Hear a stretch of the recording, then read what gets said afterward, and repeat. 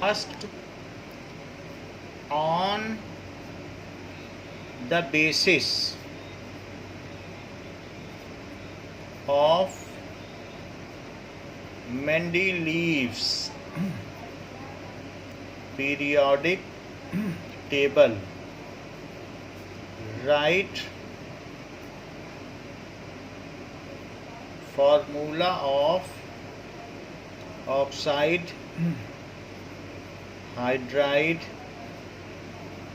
और वैलेंसी, जो भी वैलेंसी हो ऑफ एलिमेंट या आइटम, ये सब लिखना है।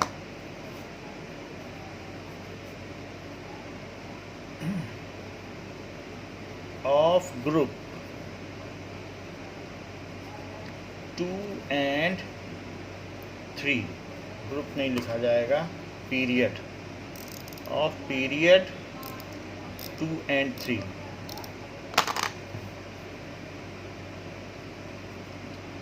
पीरियड 2 and 3 हैं, ठीक है, एलिमेंट्स।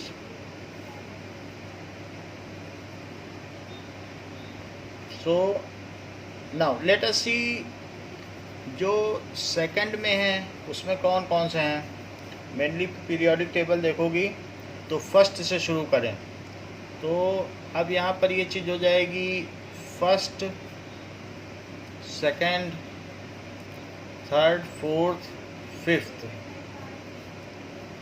सिक्स्थ और सेवेंथ और एट्थ तक के उन्होंने दिए हैं। तो ज़ीरो नहीं लेंगे, ज़ीरो का कोई ऑक्साइड नहीं होता है, ना उसका फार्मूला दिया गया है। सो ली, बे, बक, नॉफ, और कोई एक और भी ले सकती हो, तो अगर आप चाहो तो इसको स्किप कर सकते हो, क्योंकि सब में तो RO4 बनता नहीं है, इसलिए इसको नहीं लिखना, ये पूछा भी नहीं जाएगा, इतना ही है। और ये है period 2, period 2। Now general formula क्या है? जनरल फार्मूला ऑफ ऑक्साइड, तो अब इसको लिखो R2O, RO, R2O3, RO2, R2O5, RO3 and R2O7। तो इनका क्या फार्मूला हो जाएगा? So formula of oxide Li2O, BeO, B2O3, CO2। ये क्वेश्चन आता है N2O5, इसका कुछ नहीं होगा ऑक्सीजन का। अब OO3 तो नहीं होगा, O3 होता है, लेकिन अब O की वजह से नहीं होगा, क्योंकि ऑक्सीजन खुद के साथ क्या बनाएगा ऐसा। और F2O7, ठीक है, बट जो भी है F2O बनता है और F2O7 नहीं बनता है, इसलिए इसमें भी डैश लगाओ। Cl2O7 से बनता है, तो डाईफ्लोरो हेप्टा ऑक्साइड नहीं बनता, डाईफ्लोरो हेप्टा ऑक्साइड नहीं बनता, इसलिए हम इसमें भी डैश लगाएंगे। अच्छा, अब इसके बाद general formula of hydride. So general formula of hydride लिखें,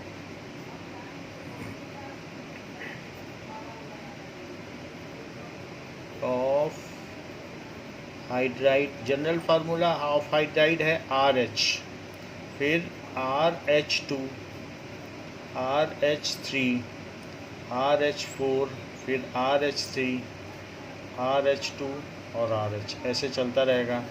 सो इसलिए फार्मूला क्या होगा? LiH, BeH2, lithium hydride, beryllium hydride,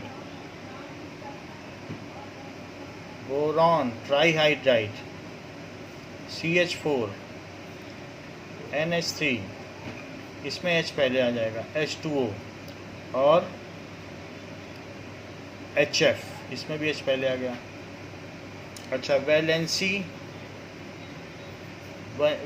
1, 2, 3, 4, 5, 6, 7, it is the group number. Valency किसके हिसाब से आती है? कैसा ग्रुप है। अब जैसे यहाँ पे हमने कर दिया, ऐसे ही नाउ पीरियड 3। सो पीरियड 3 में क्या होगा, लीबे बकनॉफ नीना, तो नीना मग आलसी PS कलर। अब इसमें ऑक्साइड के लिए सीधा लिखो फॉर्मूला ऑफ ऑक्साइड, बताती जाओ।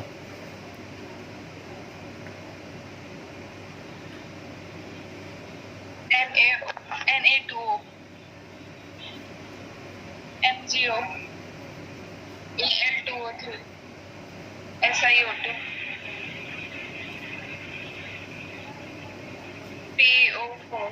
क्यों P2O5 नहीं होगा? फार्मूला देखो बुक से, डाई फॉस्फोरस पेंटाऑक्साइड। सो ठीक है, और बोलो। S क्यों RO3? आप बुक नहीं खोली हो क्या? बुक में सबसे नीचे देखो, कहाँ लिखा है? ये दिख रहा है? Yes sir. तो ये पेज खोलो तभी तो पता लगा पाओगे। बोलो। SO3 और Cl2O7। तो इस तरीके से पूछा जाएगा। बाकी वैलेंसी की जहाँ तक बात आ गई, तो वैलेंसी तो वही रहेगी 1 2 3 4 5 6 7। अच्छा, फ्लोरीन के केस में वैलेंसी 7 न लिखना, क्योंकि फ्लोरीन क्या होता है कि हाईएस्ट इलेक्ट्रोनिगेटिव है, तो ये 1 की वैलेंसी शो करेगा, तो इसलिए इसमें डैश लिख देना या 1 लिख देना। 7 तो नहीं शो करेगा, जो हाईएस्ट इलेक्ट्रोनिगेटिव है वो 7 कैसे दे देगा ना, इसलिए। अब देखो ये तो बात हो गई कि मेंडलीव्स पीरियोडिक टेबल की। अब हम आगे चलते हैं। देयर वर सम डिमेरिट्स, ये तो तुमको पता है कि कैसे उसमें हमने देखा कि due to isotopes, ambiguous position of isotopes, and there were some inherent demerits like position of hydrogen, it is not clear, it has matching properties. there were कभी ऐसा भी किया गया है, सोडियम के साथ कॉपर को रख दिया गया है, और मैग्नीज के साथ एक मेटल है तो उसको ब्रोमाइन के साथ रख दिया गया है, तो these were demerits. so also ये पता चल चुका था कि जो किसी का एटॉमिक मास है, that is not the fundamental property of determining the criteria, it is not the determining factor of the property. तो इस वजह से, क्योंकि जब अगर ऐसा होता तो डिफरेंट आइसोटोप्स की डिफरेंट केमिकल प्रॉपर्टीज़ होती, बट ऐसा तो नहीं पाया गया। और फिज़िकल प्रॉपर्टीज़ में भी ज़्यादा फ़र्क नहीं है। हाइड्रोजन के सभी आइसोटोप्स गैस हैं, फिज़िकल प्रॉपर्टी में कोई बहुत ख़ास फ़र्क नहीं है, उनके फेज़ में फ़र्क नहीं है, और दे आर फाउंड टुगेदर। सारे आइसोटोप एक साथ मिक्स पाए जाते हैं, उनकी परसेंटेज अमेंडेंस होती है किसी भी प्योर सैंपल में। तो ये सारी चीज़ें थी। सो दैट्स वाई अब इसके आगे क्या हुआ, लूथर मेयर ने कुछ काम किया। So Lothar Meyer has drawn curve. तो क्या किया फिर उसके बाद, मोज़ले का लॉ आया। Now as Mendeleev's periodic law has some inherent, उसी में छिपे हुए drawbacks. So attempt to modify, to improve, इसलिए attempt होते रहे to improve, ठीक है, attempt to project improved version of periodic table। तो इसके लिए सबसे पहले लूथर मेयर के कर्व देखो कि उन्होंने क्या क्या कर्व बताए हैं। उन्होंने वॉल्यूम पे, डेंसिटी पे ऐसे बहुत सारे कर्व बनाए और लोगों को दिखाया कि वास्तव में एटॉमिक नंबर पे बेसिस ली जाए तो ज़्यादा अच्छा है। Luther Meyer curve. Showing pictures that match. Now Luther mayor ने भी इस पे काम किया। सो वैसे जो उन्होंने कर्व बनाए लूथर मेयर के, तो दीज वर भी वो भी एटॉमिक मास पे ही लिए गए। सो लूथर मेयर कर्व में आप देखेंगे कि उन्होंने भी एटॉमिक नंबर पे काम नहीं किया, एटॉमिक मास में काम किया। जितने भी हैं, चाहे देखो वॉल्यूम, एटॉमिक वॉल्यूम है तो एटॉमिक वॉल्यूम पे भी यही काम किया। तो प्रॉपर्टीज़ पीरियोडिक तो हैं, ये तो देखा जा रहा है कि वॉल्यूम जो है धीरे धीरे बढ़ जाता है, क्योंकि बीच बीच में गैस हो जाएगी ना, तो उनका वॉल्यूम क्या हो जाएगा, बढ़ जाएगा। हर एक में हीलियम, नियॉन, जेनॉन, क्रिप्टॉन, तो ये सब क्या हो जाएंगी, गैस है, तो फिर बढ़ जाएगा।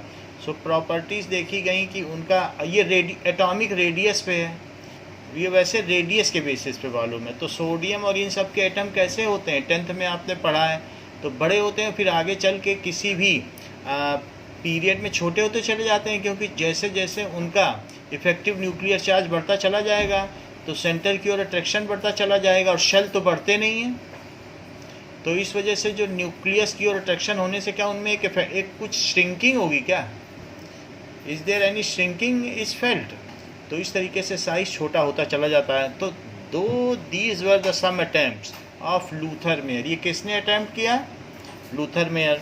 तो चूंकि इन्होंने एटॉमिक मास पे ही दिया, सो let us not discuss it, but इन्होंने बहुत सारे ऐसे कर्व बनाए। तो अब देखिए कि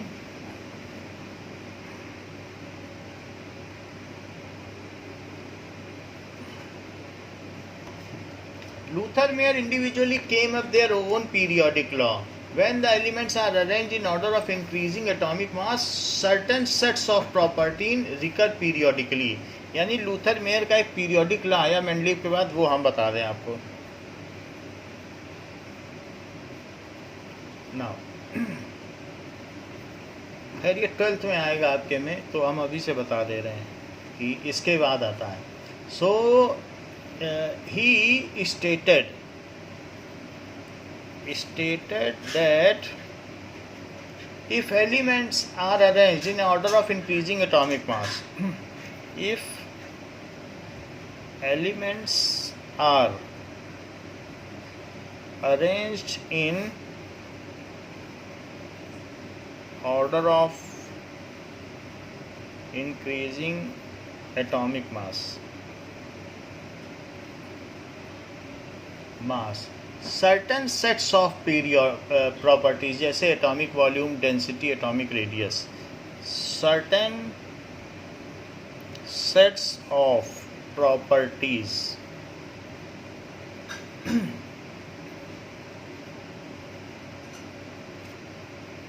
वॉल्यूम, डेंसिटी, सभी चीज़ों का इन्होंने कर्व बनाया, मेल्टिंग पॉइंट, बॉइलिंग पॉइंट, ठीक है।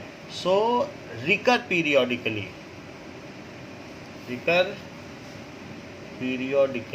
तो वो बार बार ही एक्सप्रेस्ड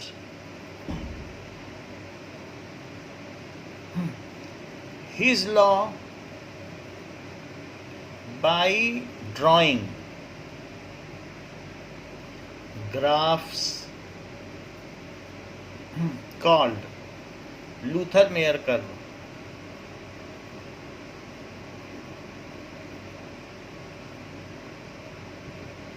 तो उन्होंने कुछ कर्व बना दिए अपनी इस बात को सत्यापित करने के लिए, to make his statement true. He has done, कुछ न कुछ कर्व बनाए कि मेरी बात सही है। Let us see what are these curves. तो ये बात देखी गई कि if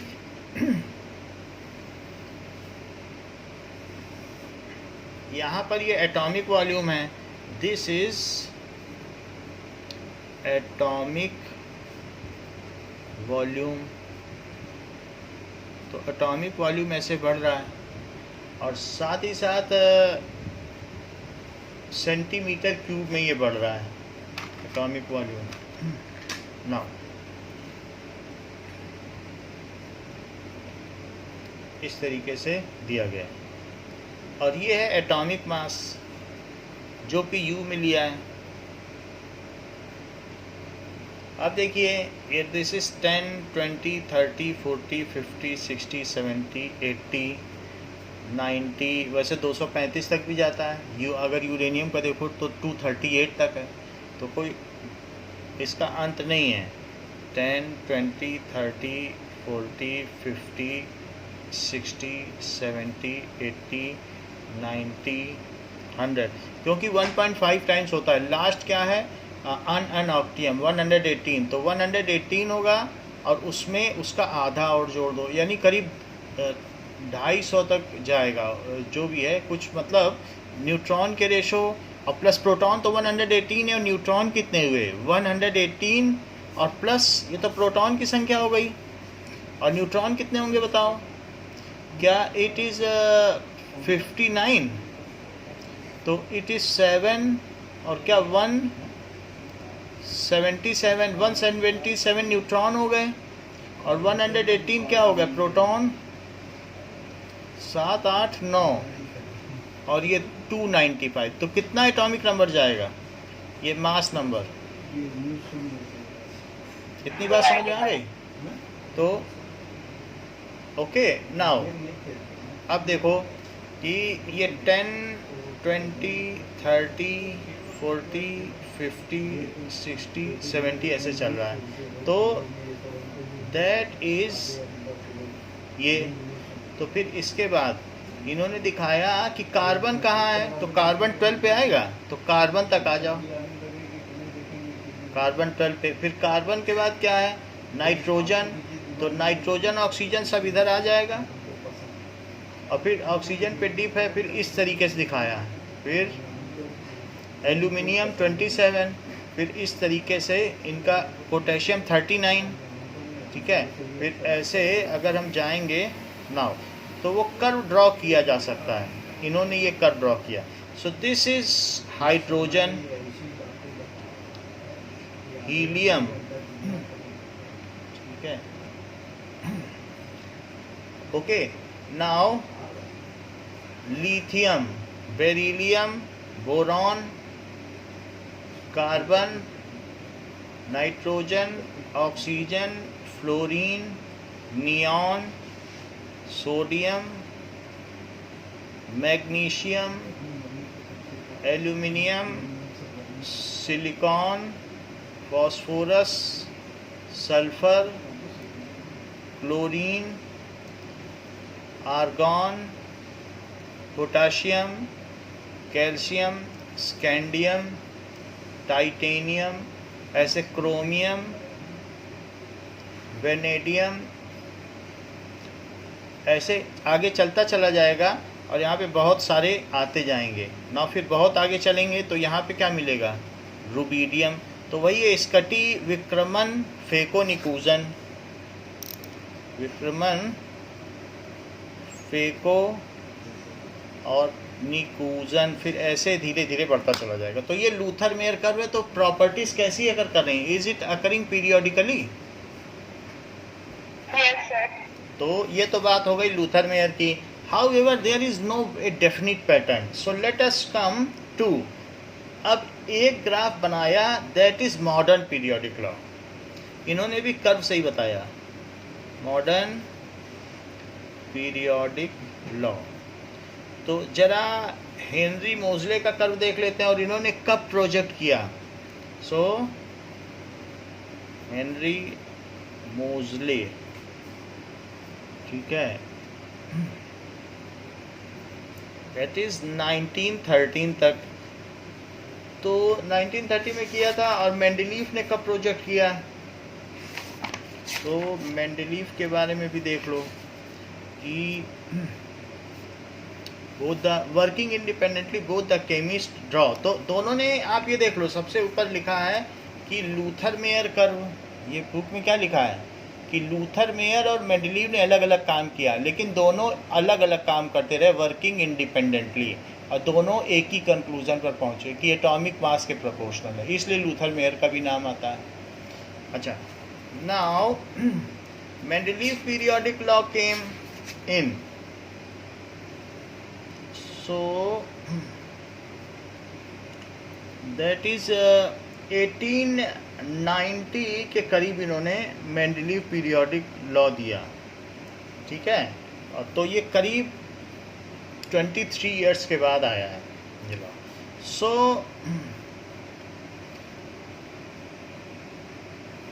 Henry Moseley curve.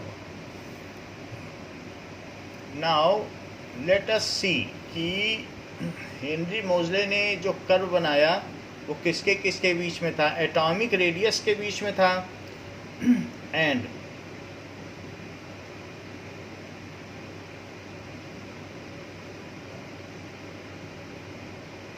Now अब देखो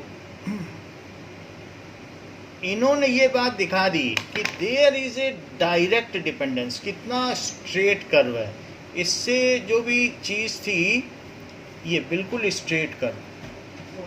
किसके किसके बीच में, एटॉमिक नंबर और किसके बीच में डायरेक्ट डिपेंडेंसी दिखा दी, स्क्वायर रूट न्यू। क्या आपको मालूम है यही वो हेनरी थे, दैट इज ओके